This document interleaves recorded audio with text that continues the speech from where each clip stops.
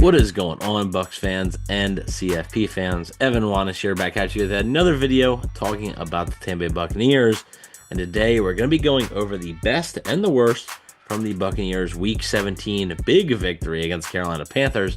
Final score of 48-14 in a game where the Bucs all three phases, did pretty well in this game. So gonna spoil it for you. There's not gonna be much in the worst category. I will say that it's gonna be tough to find some things in the worst category for this video. But joining me today is my CFP co-host, Mr. Rhett Matthew. Rhett, how are you doing on this Victory Monday? I am well, Evan. We are so back, dude. The Bucs are back in the win column. Victory Monday is back, and who doesn't love that?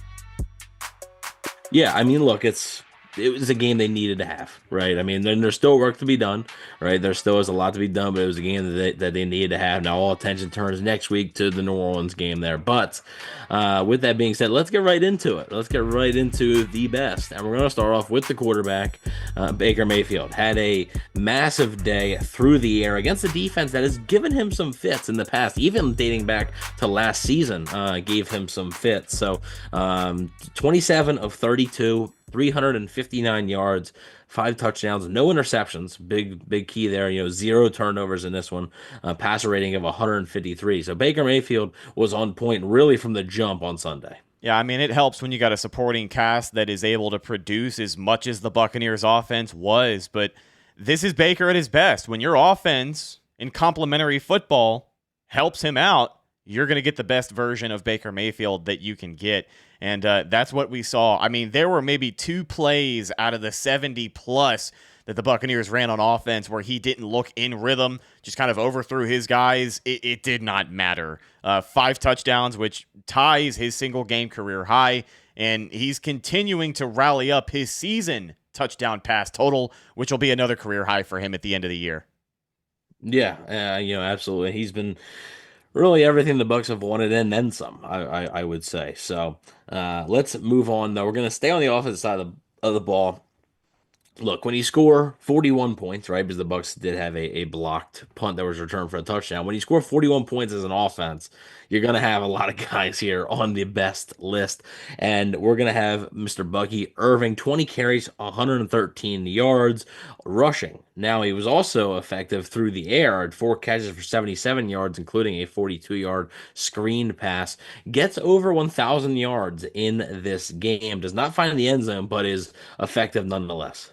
Yeah, and I mean, these Bucs fans make it known how much they support Bucky Irving. You see more number 7 jerseys in the stands every week on the TV broadcast. Every time he gets the ball and makes a play, you hear the fans chant, Bucky.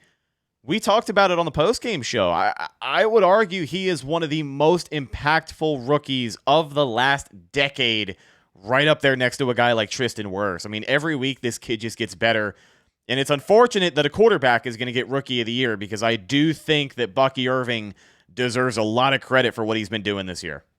For sure. I think, I mean, what Jaden Daniels has done has been really impressive. Bo Nix as well. Both, have had impressive rookie seasons, but Bucky Irving, I think, deserves to be at least in that conversation. He deserves to be in that conversation for what he's been able to do, for sure. And, I mean, look, being a 4th-round pick, I mean, this is a, tremendous find by Jason Light and his staff. So, shout out to Bucky Irving. Going to move on to the receivers, and we're going to start off with Mr. Mike Evans. I know we're sort of hitting like the usual suspects here, right? Baker Mayfield, Bucky Irving, Mike Evans, but Evans had 8 catches, 97 yards, and 2 touchdowns in this one, getting a little bit closer to 1,000 yards, trying to hope to continue that streak. Needs 85 more yards to do it. We'll see if he can get it done next week. But Mike Evans had yet another successful day against the Panthers in this one. Mike Evans has now got 11 touchdown catches this year. That is his 6th time having double-digit receiving touchdowns in a season. He's got 6 such seasons that are tied for the 5th most by any player in NFL history. I mean, it's a broken record at this point, but every week is history with Mike Evans. Every touchdown, every reception, every 100-yard game is being put up on a shelf because of the level that Mike Evans has reached. Just continuing to do his thing. We talked about it on the post-game show. Wasn't necessarily explosive, but he is the consistent wide receiver 1 for Baker Mayfield in this Buccaneers offense. Yeah, absolutely. And one last one on offense, we'll do a quick shout out to Mr. Jalen McMillan. Anytime you catch two touchdowns in a game, right? He had 5 receptions for 51 yards and 2 touchdowns. That's now 6 receiving touchdowns in his last 4 games. So McMillan has really come on here as of late, and it's helped this offense a lot. So shout out to the rookie in that one. Yeah, 7 receiving touchdowns is a lot for any rookie wide receiver, but considering he's getting these in bunches and actively getting involved in the Buccaneers game plan here, you'll love to see it. This surge of production from another great draft pick here from Jason Light, all things considered. Jalen McMillan really bolstering up a very impressive 2024 rookie class here. Yeah, absolutely. And we are going to shift to the defensive side of the football, and we're going to talk about Kalijah Cansey. Cansey again had a sack on Sunday, gives him 7.5 on the season, currently leads the team in sacks. And Cansey's been good. And he's appeared on this list a few times, right, throughout the season. So he's been good. And this is with missing a couple of games to start the season. 7.5 sacks while not even playing the entire season is pretty darn impressive. Yeah, Kalijah Cansey, again, just like Mike Evans, kind of a broken record at this point with how much we have talked about Kalijah Cansey this season, but the progress, the development in his second season, the way he keeps getting better. And again, as we talked about a couple of weeks ago, Vita Vea next to him, making him better in a lot of different ways. He's a monster. And I love watching him develop. He's going to continue to wreak havoc here for NFL backfields and quarterbacks alike. Yeah, I definitely agree. I think the ceiling, he hasn't even reached his full potential yet. So I think there still is maybe another gear for Cansey to get to. Last one we're going to say on the defense is we're going to bunch things up. Okay. And I wanted to bunch it up because this has been one that we've talked about on the players to watch. We've talked about on the worst a lot of times on these lists. And it's the Buccaneers edge rushers. Now, Yaya Diaby, Anthony Nelson, and Chris Braswell all come up with a sack on Sunday. So I want to shout out them for their efforts.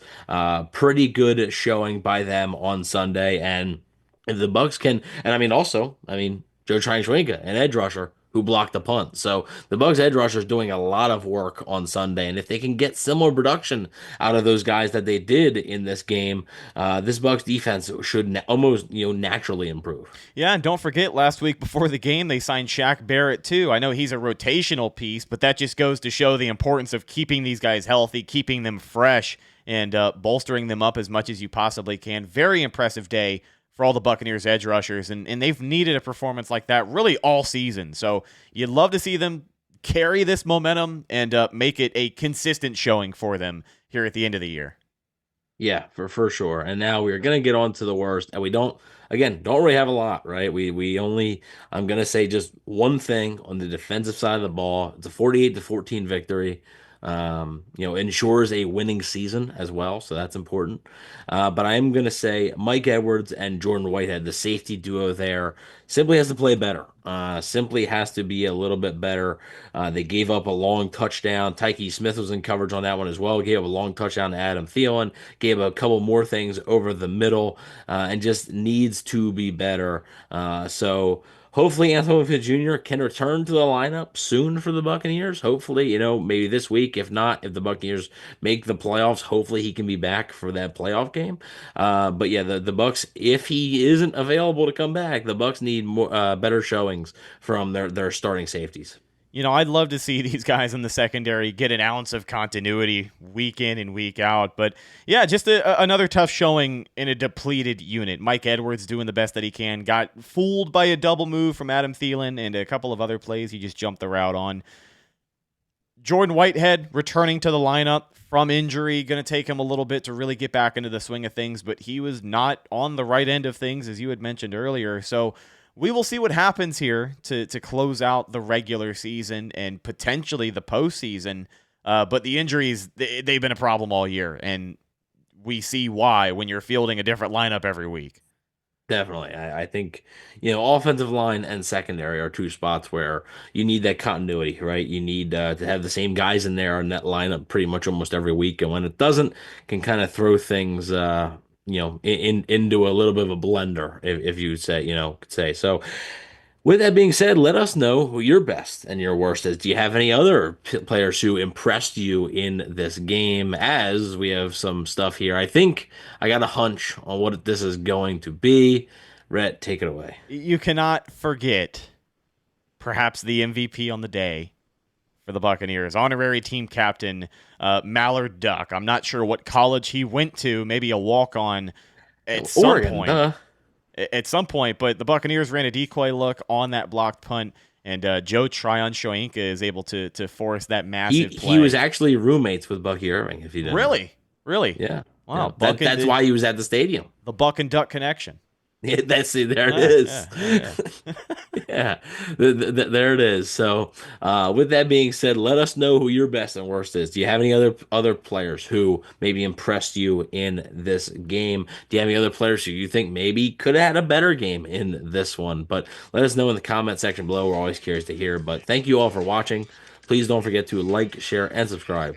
And go Bucs.